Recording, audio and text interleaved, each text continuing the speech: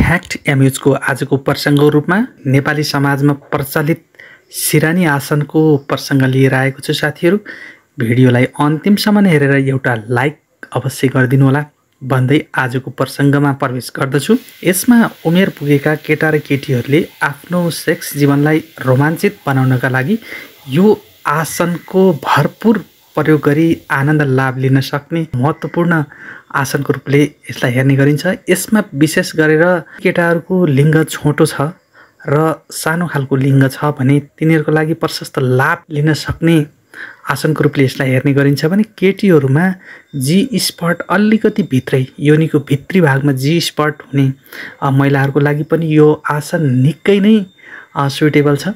त्यसकारणले तपाईको लिङ्ग सानो र छोटो छ र महिलाहरूको जी स्पट अलिकति भित्रै छ, यस्तो महिला र पुरुषहरूले आफ्नो यौन आनन्दलाई सकेसम्म भरपूर तरिकाले रमाइलो गर्नका लागि यो आसन निकै नै सुइटेबल हुन्छ। साथीहरू, यसलाई अपनाउनु होला। यो भिडियोमा सिकाएका प्रोसेसहरूलाई आफ्नो व्यवहारमा फलो गर्नु होला। यसमा सामान्यतया यो हाम्रो नेपाली आसन महिला तल र पुरुष माथिकै कन्सेप्टमा आधारित छ।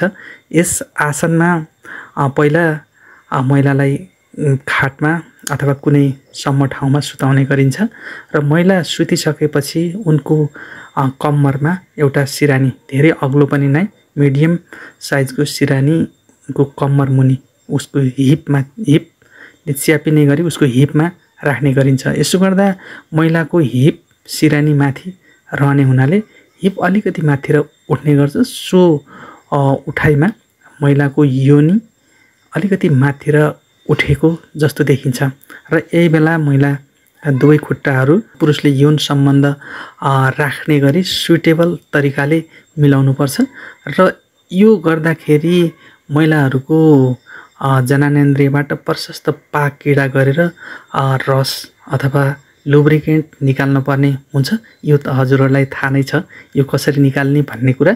यो निकाल्नका लागि यौनिक तरिकाको बातचित हुनु पर्यो, स्नेहको स्पर्श हुनु पर्यो, केटा र केटी दुवैले पाक कीडामा प्रशस्त समय व्यतीत गरेको हुनु पर्यो र दुवैजना एक अर्कासँग आकर्षित भएको पनि हुनु पर्यो। यो यदि भयो भने दुवैजना एकदम चरम उत्तेजनामा पुगिरहेको अवस्थामा बिस्तारै महिलाको योनिभित्र लिङ्ग घुसार्ने प्रक्रिया सुरु हुन्छ र यही प्रक्रियामा यसबाट फाइदा हुने भनेको पुरुष र महिला दुवैलाई नै प्रशस्त फाइदा हुन्छ। मैले अघि नै भनिसकेँ, महिलाहरूको जी स्पट अलिकति भित्र रहेको अवस्थामा यसमा सिरानीले योनिलाई उचालिदिने भएको हुनाले र योनिको मुख पनि अलि खुल्ने भएको हुनाले पुरुषको पुरै लिङ्ग महिलाको योनिभित्र प्रवेश गर्न सक्छ र सो योनिमा निस्किरहेको लुब्रिकेन्टको कारणले लिङ्गलाई सजिलै भित्रसम्म पुग्नका लागि कुनै बलको आवश्यकता पर्दैन भने यसमा केटा र केटीले अगाडि नै गरेको पाक कीडाका कारणबाट उनीहरू दुवै नै पहिले नै उत्तेजित हुने र पुरुषको छोटो लिङ्ग भए पनि भित्रैसम्म पसाउन सजिलो हुने र महिलाको भित्री भागमा रहेको जी स्पटलाई पुरुषको लिङ्गले छुन सक्ने भएको हुनाले यदि महिलाको जी स्पटमा पुरुषको लिङ्गको घर्षण अथवा स्पर्श भयो भने महिला धेरै नै उत्तेजित हुने र उनले यौन आनन्द प्रशस्त रूपले लिन सक्ने अवस्था सिर्जना यस आसनबाट प्राप्त हुन्छ। यसमा योनि पनि धेरै टाइट नहुने र योनिमा प्रशस्त रस पनि निस्किरहेको हुनाले प्रशस्त रूपले पुरुषको लिङ्ग भित्रैसम्म पस्न र चल्न सक्ने अवसर पाउने हुनाले पुरुष पनि यसबाट अत्याधिक आनन्दको महसुस गर्न थालेको हुन्छ। यसबाट महिला र पुरुष दुवै अत्याधिक यौन सन्तुष्टिका साथमा उनीहरूले लामो समयसम्म यौन साधना अथवा यौन तृप्तिमा निकै रमिरहेका हुन्छन्। यसबाट अलिकति हामीहरूले आसनहरू गर्दाखेरि केही अभ्यासहरूलाई सुधार गऱ्यौँ र आफ्ना केही बानीहरूलाई चाहिँ त्याग गरेर एक्लै अर्काको भावनासँग रमाउने कोसिस गऱ्यौँ भने यो आसन पूर्णतया एकदमै सफल हुन्छ। साथीहरू, मैले अघि नै भनिसकेँ, यो छोटो लिङ्ग रहेका पुरुषहरूको लागि र योनिको भित्री भागमा जी स्पट हुने महिलाहरूको लागि अति नै उत्तम आसनको रूपले यसलाई हेर्ने गरिन्छ। यो आसन गर्दाखेरि के गर्ने के नगर्ने जस्ता कुराहरूमा पनि हामीले ख्याल गर्नुपर्ने हुन्छ। साथीहरू यसमा के गर्ने भन्ने कुराहरूलाई लिएर म यो आसन सुरु गर्नुभन्दा अगाडि र आसन सँगसँगै दुवै केटा र केटीले यो यौन प्रक्रियालाई अपनाउँदा के गर्ने भन्ने प्रसङ्गमा म बोल्न गइरहेको छु। यसलाई ध्यान दिएर सुन्नुहोला। पहिला यो आसन सुरु गर्दा साफसफाइलाई एकदमै ध्यान दिएको हुनुपर्छ। दुवै केटा र केटी पहिला आफ्ना जननेन्द्रिय अङ्गहरू राम्रोसँग सफा गरेको हुनुपर्छ। पहिलो नम्बरमा केटाहरूले आफ्नो लिङ्ग र महिलाहरूले आफ्नो योनिलाई राम्रोसँग सफा गर्नुपर्छ र प्रशस्त रूपले पाक क्रीडा गर्दाखेरि यसमा मुख मैथुन अथवा ओरल सेक्सका कुराहरू हुन सक्छन्। यी कुराहरू गर्न सकिन्छ। तपाईहरुलाई जसरी चाहिँ पाक क्रीडामा सन्तुष्टि अथवा आनन्दको महसुस गर्नुहुन्छ ती सबै प्रक्रियाहरू अपनाउन सक्नुहुन्छ। र अर्को कुरामा यसमा बलजबती महिलाहरू उत्तेजित नहुँदै आफू उत्तेजित अथवा लिङ्ग उत्तेजनामा नआउँदै अथवा पुरुषहरू एकदमै उत्तेजित भएको र महिलाहरू उत्तेजित नभएको यस्तो सिचुएसन चाहिँ धेरैमा हुन सक्छ। पुरुषहरू आत्तिनी पुरुषको लागि यो आसन अलिकति त्यति भर पर्दो हुँदैन। महिलाहरूको योनिमा प्रशस्त रूपले पानी आएपछि मात्रै यो आसन सुरु गर्नुपर्ने हुन्छ। अनि एकले अर्काका जननेन्द्रियहरूसँग महत्त्वका साथ खेल्ने गर्नु पर्यो, अर्थात् यसको पाक क्रीडा भयो। अनि तेस्रो नम्बरमा बलजबतीको प्रयोग गर्न भएन र कुनै रोगहरू छ भने अलिकति यसमा चाहिँ पुरै लोड लगाएर महिलाहरूको हिपमाथि उठ्ने हुनाले अलिकति पुरुष चाहिँ संयमित हुनुपर्छ।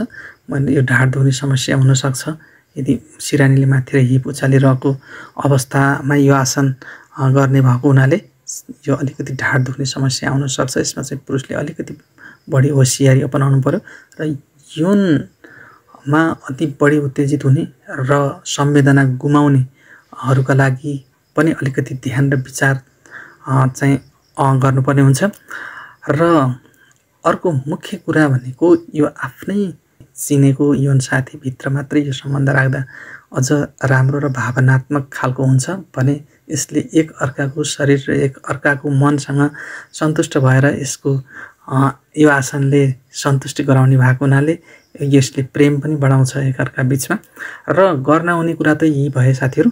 अब गर्न नहुने कुराहरूको बारेमा पनि म भन्दैछु। यसमा बलजबती गर्नु भएन, दुवै जननेन्द्रियहरू सफा नगरिकन यौन सम्बन्ध राख्नु भएन। यसमा बलको प्रयोग गरेर एकले अर्कालाई चाहिँ होच्याएर अपमान गर्दै र जबरजस्तीसँग यौन सम्बन्ध राख्ने कार्यहरूमा भाग लिनु भएन। र यसमा विशेष गरी महिलाहरूको यौन उत्तेजनासँग यसमा महिलाहरू बढी उत्तेजित भएर यौन अङ्गमा लुब्रिकेन्ट निस्किसकेपछि मात्रै यौन सम्बन्ध राख्ने हुनाले त्यस समयलाई प्रतीक्षा गर्नुपर्ने हुन्छ। यदि त्यस्तो गर्न सकिएन र जबरजस्ती पुरुषले यौन सम्बन्ध राख्यो भने पुरुषको लिङ्ग भाँचिन सक्ने, पुरुषको लिङ्गमा चोट लाग्न सक्ने, छालाहरू खुलिन सक्ने, त्यस्तै गरी महिलाहरूकोमा पनि त्यस्तो अवस्था हुन सक्छ। त्यसकारणले पानी ननिस्किने बेलासम्म यो सम्बन्ध राख्न हुँदैन, प्रतीक्षा गर्नुपर्छ। भने यस आसनले पुरुषमाथिबाट महिलालाई च्यापेर माया नगरिकन यदि पुरै बल महिलाहरूको शरीरमाथि प्रयोग गरेर धेरै दबावका साथ यौन सम्बन्ध राख्छ भने महिलाहरूको हिपमाथि उठेको हुनाले ढाड दुख्ने समस्याहरू सुरु हुन सक्छ। त्यसकारणले यसलाई चाहिँ अलिकति संयमित भएर आफ्नो लोडलाई चाहिँ महिलाहरूमा कम भार परोस् भन्ने उद्देश्यले संयमित हुँदै यो प्रक्रियामा भाग लिनुपर्छ। र यी भए गर्न नहुने। अनि त्यसपछि बिरामी भएको अवस्थामा पनि यो आसन गर्नु राम्रो हुँदैन भने मुटु सम्बन्धी रोग भएका, पोस्टेट सम्बन्धी रोग भएका, पिसाबसँग सङ्क्रमित भएका मानिसहरूले यो गर्नु हुँदैन। र यो श्रीमान श्रीमती अथवा प्रेम प्रेमिका बाहेक अन्य बाहिरी अथवा जो पाए त्यही मानिसहरूसँग पनि यो सम्बन्ध राख्नु उचित मानिँदैन। साथीहरू यसको गर्ने तरिका के गर्दा राम्रो र कसरी गर्ने र के नगर्ने भन्ने प्रसङ्गहरू मैले साथीहरूलाई उल्लेख गरिसकेँ। अब यसका प्रक्रियाहरू तपाईँहरूले प्रयोग गरेर विशेष गरी यसमा मैले भने चाहिँ यसमा छोटो लिङ्ग र योनिको गहिराइमा जी-स्पट हुनेहरूको लागि यो आसन एकदमै सुइटेबल छ। साथीहरू तपाईँहरूको पनि यस्तो छ अवस्था भने तपाईँहरूले पनि यो साधन प्रयोग गरेर आफ्नो यौन जीवनलाई सुखमय बनाउन सक्नुहुनेछ भन्दै फेरि अर्को यस्तै रोचक प्रस्तुतिमा भेट हुने बाचा गर्दै तपाईँका पनि केही समस्याहरू भए कमेन्ट बक्समा छोड्नु होला। हजुरहरूका समस्याको आधारमा भिडियो बनाउने कोसिस गर्नेछु भन्दै भिडियोलाई यहाँसम्म हेरिदिनु भयो हजुरलाई धेरै धेरै धन्यवाद।